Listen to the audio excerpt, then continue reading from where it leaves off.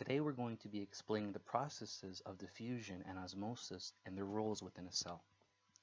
We're going to be looking at grade 8, and the strand we're going to be exploring is understanding life systems. Today we're going to look at a specific type of diffusion. It is called osmosis. Osmosis. Okay, and it is the type of diffusion where it involves water. So it's the diffusion of water. Okay, this is a very important process in life, and water particles, as we all know, they're very small and they can easily cross the cell membrane. Okay, since this unit is about cells, we need to know that. Now, what determines the direction of the movement of water? So when do we know that it's going to exit the cell, and when do we know it's going to enter the cell? What determines that is the relative concentration of the solutes. So it depends what kind of solution the cell is in. Okay, so in this experiment, I've used potatoes. I've used a knife to cut the potatoes into equal strips of potatoes, and I used a ruler to be able to do the measurements for that. And I also have three types of solutions. I have pure water, okay, this is called a hypotonic solution. I have less concentrated water, which is an isotonic solution, and I've used also a concentrated salt solution, which is called a hypertonic solution. Hypertonic solution. Okay. This means that for pure water, the water concentration outside the cell is higher than inside of the cells. I put the potatoes in these solutions. Okay, and the solution here and here and here. Okay. So when I say pure water, that means the water concentration is higher outside than inside. Over here, when it's less concentrated or isotonic solution, I've tried to have an equal concentration of salt inside and outside. Now I just basically put a little bit of salt with water. Let's see how it works.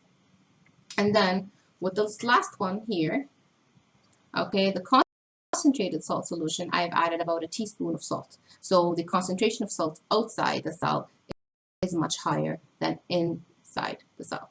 Okay, I've left them for about an hour. I mean, half an hour would give you a good result, but an hour. Now it's a step to predict. So we're going to predict what will happen to the size of the plant cells. Okay, so we think it got smaller, bigger. Describe me, how it looks like or how it feels, okay, and everything. So this is your prediction. What do you think will happen to the potato strips in these three different types of solutions?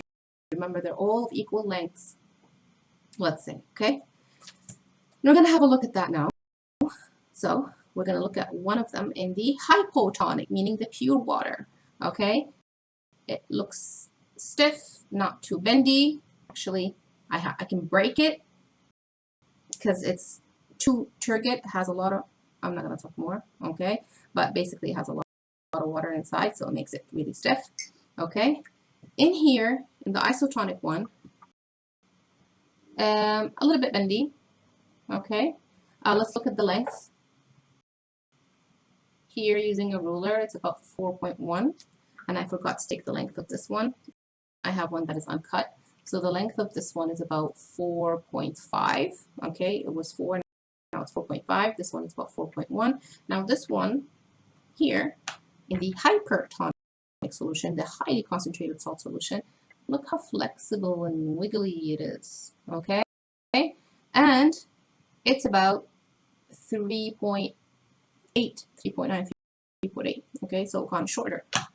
So this is your observation. All these words and descriptions that I've used, this is your observation. Okay, now using your understanding of osmosis, you're going to explain to me what why this has happened. Why does this get longer? This is the same and this is shorter.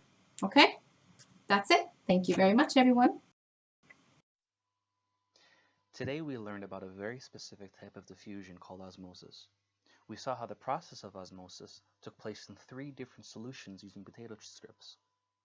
A whole lesson plan could consist of exploring a more detailed description of each different result of the potato strip in each solution. Each of the results were drastically different. The teacher could also explore how different materials were affected in each solution.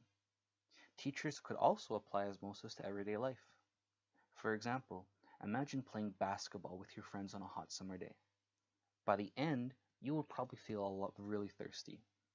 You decide to drink some water, but have you ever wondered how your body absorbs it? This is because of the process of osmosis. Thank you for listening.